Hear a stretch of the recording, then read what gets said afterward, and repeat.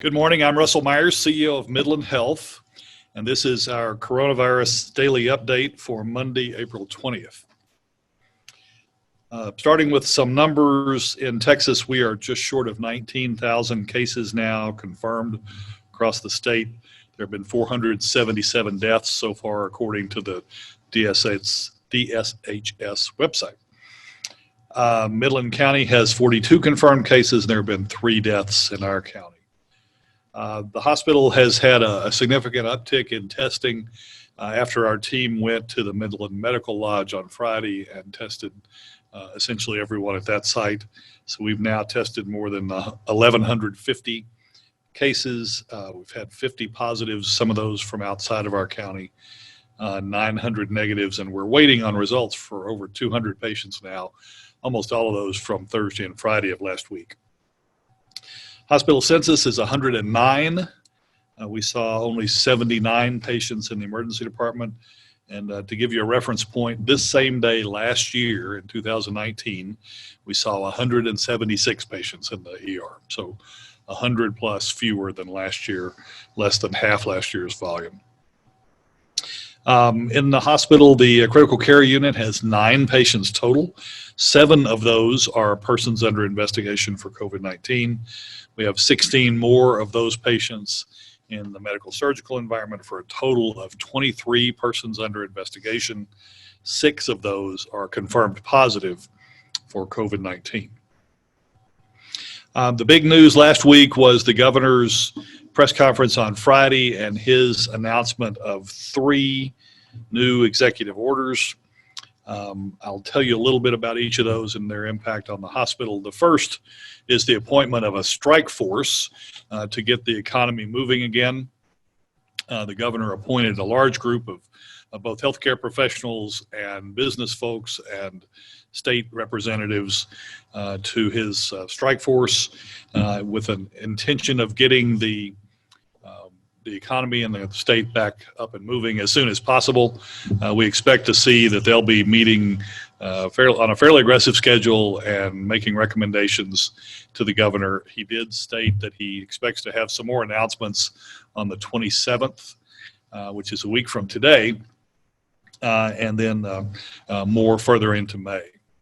Our own Don Evans, a member of our Board of Governors and former Secretary of Commerce, a very active and successful Midland business person, is one of the members of the strike force. The second executive order was regarding retail to go. You can get the governor's orders on the state website.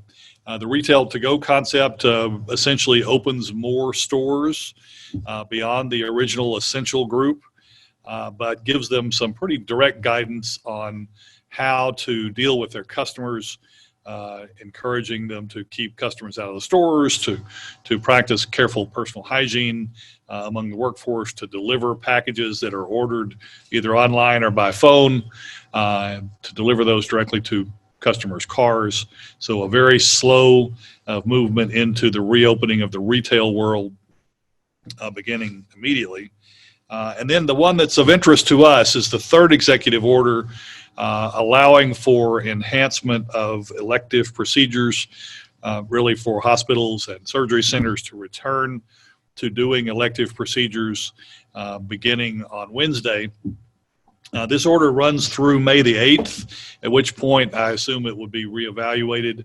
And the key change from the original restrictions is that it really opens the door to the performance of elective procedures in cases where they will not deplete the supply of personal protective equipment for a hospital, and they will not deplete the inpatient bed capacity needed to manage COVID-19 patients should a further spike happen in the days ahead.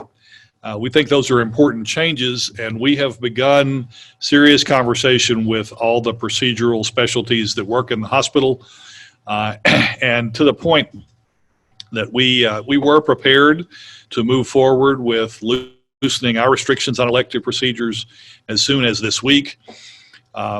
Unfortunately, last week's significant increase in cases, especially the outbreak at the Midland Medical Lodge, has caused us to slow that process just a bit. We will be evaluating where we stand as the test results come back early this week. You may recall that on Friday we sent a team to test all the patients and most of the staff at the Midland Medical Lodge. Those results are still pending. We hope that tomorrow, perhaps today, but no later than tomorrow, we'll have the majority of those test results back. We'll use that to inform our decision making with regard to reactivating elective procedures. We hope that that can still take place in the next few days. Certainly our surgeons and our GI doctors and our cardiologists and others need to get back to work. Their patients have been waiting in many cases for surgeries that could be postponed but are still very much needed, surgeries and other procedures. And of course the hospital has serious financial concerns as those elective procedures are the economic engine that drives much of what we do. So we have lots of reasons and lots of motivation to return to doing elective work, but we intend to be very thoughtful and careful about that, and we will not allow it to jeopardize our ability to respond to the pandemic.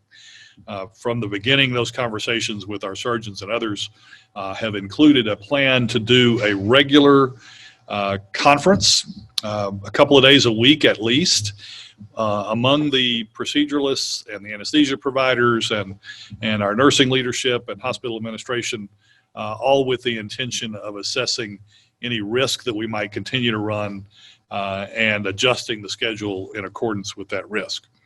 So that's what's ahead of us. As I said, the governor's order runs through May the 8th, at which point it would be reevaluated.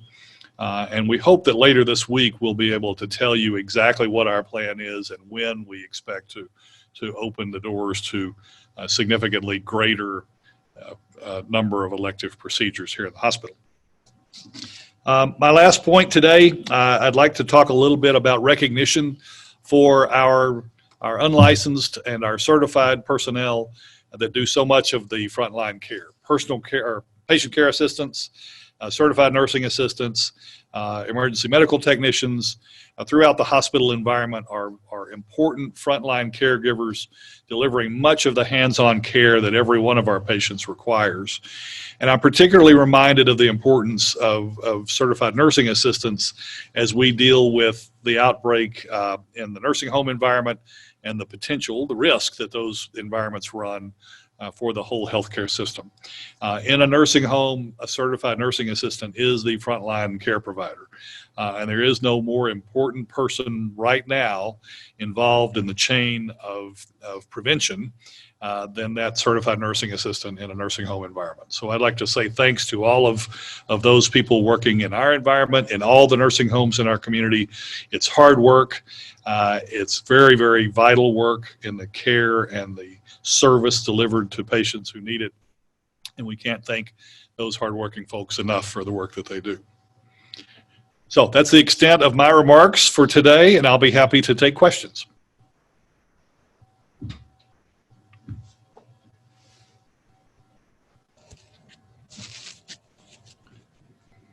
I'll give everybody a few minutes, a minute or two to ask questions, but we don't have, we just got one. Okay, from Facebook, it's regarding antibody testing. I keep seeing that COVID-19 antibody tests are in the works, and they mention a blood test exhibiting IgA and IgG immunoglobulin. Sorry, thank you, Dr. Wilson. Antibodies. If they're testing for antibodies, how do they know if they are from a COVID-19 recovery and not just the flu or even a flu shot? I'll let Dr. Wilson come try to answer that, but I will tell you that we don't have any antibody testing available yet. If you're anticipating that, you're going to be waiting for that for a while. Dr. Wilson. Yeah, thank you, Russell. So the antibody testing is for IgM and IgG. IgM is the initial response to the body to a virus, and IgG is the long-term memory cells, if you will, that will protect you for a longer period of time, and the ones that we're trying to generate with the vaccination that we hope to have sometime in the future to support us in the cure in the long term. In the short term, the antibodies that you have are actually specific for the type of virus or the type of antigen, if you will, or the target spot on any cell, whether that bacteria or viral. So the antibodies that one might have for other viruses, even the other species of coronavirus that you have heard about, and you remember we have spoken about before, it's about 4 species of coronavirus that are around that can cause just a common cold. The antibodies that treat that don't necessarily treat the SARS-2 virus, the one we're concerned about. So you need specific antibodies for specific viruses. Okay, thank you, Dr. Wilson. Other questions? We have a question from Mitch. Has the hospital heard from any nursing homes in Midland, other than Midland Medical Lodge, concerning their residents developing COVID-19 symptoms over the weekend? The short answer to that is no. I think we talked about this on Friday. We have been fairly aggressive in making contact with the nursing homes in our community and throughout the region, encouraging them to stay in touch with us. Our case management team did that work last week and did a great job getting around to everyone and has actually built a database of who the contacts are, what their situations are, and we'll be updating that regularly. But so far, Midland Medical Lodge is the primary area of concern. Sammy has a question. Sammy, go ahead. Wondering, can y'all hear me? Yes. How many people from Midland Medical Lodge have tested positive who are not Midland County residents? Did you say how many who are not Midland Yeah. County residents? Yeah. I don't know the answer to that, but once you live at the medical lodge, you are a resident in our community. So should be 0 unless by chance it's a worker who lives Yeah. there. So I'm wondering if like staff or employees who maybe live in Ector County or, in another county, if that Yeah. changes the people number. Sammy, I think that's probably information we can get, but I don't have it available just now. Okay, that's all right. Thank you. Okay, we have a question from Caitlin from the MRT. Are there any more PUIs from Midland Medical Lodge who have been admitted to the hospital? And then I'll ask her second question in a minute. Admitted over the weekend, I presume is what she means? Yes, sir. Yes, just one over the weekend beyond the ones we already had.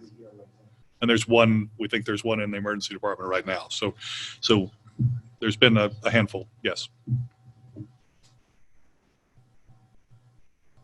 Her follow-up question is, are there more residents from Midland Medical Lodge who have been isolated at their facility? As I understand it, Midland Medical Lodge has an isolation wing, and they are taking patients who show signs and symptoms that are suspicious for COVID-19 while they're awaiting testing results and managing those cases, much like we've recommended that people do if they have signs and symptoms and are not sick enough to come to the hospital. They stay away from others. They practice careful personal hygiene. The staff practices careful PPE usage, et cetera. So that unit is in place. They do have several patients on it, as our understanding. And all of those patients have been tested. Most of them, the results have not been returned just yet.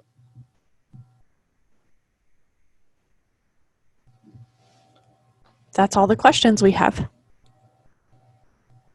Okay. Well, thank you all very much. And we'll be back tomorrow with the Unified Command Team briefing, same time. Thank you very much.